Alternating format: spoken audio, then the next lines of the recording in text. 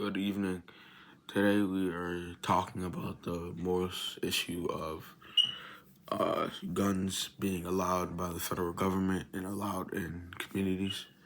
So I'm going to start with the debate over whether states should impose restrictions on gun ownership is pressing moral and societal issues in the United States and centers of balancing individual rights and public safety. So to understand the issue, the core question is whether the state's government should allow intact laws that limit individuals' ability on own firearms. It directly impacts on public safety, individual freedoms, and the interpretation of the rights. Facts and statistics on guns. As of 2025, there are over 50 million civilian-owned firearms in the U.S. I mean, not 50 million, 500 million civilian. No, wait. I'm sorry, I'm just checking my script. Over 50 million civilians who own firearms in the U.S., equivalent to 100K guns per person. No, 1.5 guns per person. Gun deaths in 2023, nearly 47,000 people died from gun suicides, accounting for 58%, and homicide, 38%. The public opinion, according to multiple sources and the public opinion in general, adults consider guns 58% safer than having without guns, which is understandable.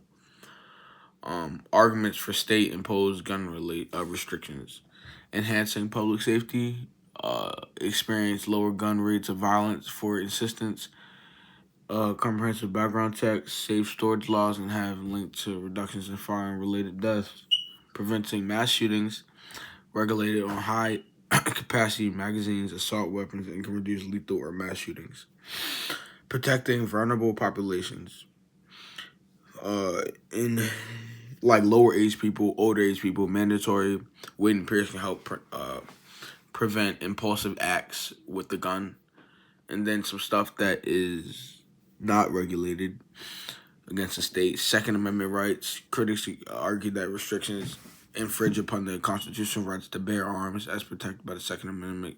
Self-defense is a big one because there's a lot of dangerous people in the world, and having a gun could make that something dangerous less likely to happen to you, or if that does happen to you, you can protect yourself in a certain capacity. Ability to protect themselves and their families, especially in areas with limited law enforcement presence. Effectiveness of laws. Some believe that criminals will obtain guns regardless of laws, which is true. If you're a criminal, you can easily, like, say for instance you're a drug dealer, you can get a gun easily, like in TV shows or something. Law-abiding citizens and only impact citizens with those criminals, quote-unquote criminals. The Catholic Church perspective of guns. The Catholic Church emphasizes self-defense by importance of promoting peace and protecting human life. Self-defense, the Church teaches that individuals have a right to defend themselves, which can include the use of force when necessary. So I think the Catholic Church agrees with protecting yourself in the event that your life and others' life is in jeopardy. Gun control support. The U.S.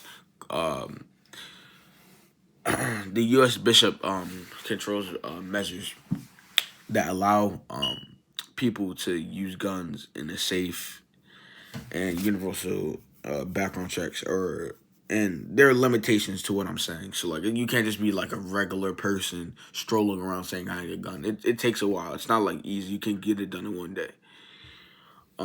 So it's something that will take a while. Let's talk about, in conclusion, this question of whether states should impose restrictions on gun ownership involves complex consideration between humans and the government. So there's different sides to each story, and both have agreeable takes, and both have takes that can be viewed as disagreeable and unnecessary. So on one side is self-defense. On one side, if you give everybody a gun, some people can have guns and do horrible things like we've seen in past time, mass shootings, just killing people in general, murderers, all types of stuff. So I would say there's good and bad to each side, but in conclusion, gun safety is a big need in the U.S. I would say, in my opinion, limited humans should have guns. Limited people that don't show signs of someone that can be harmful, disrespectful, or use it for bad. I would say, in my opinion, I agree. Guns should be limited. Let me emphasize limited humans. So yeah, that is my take. Goodbye.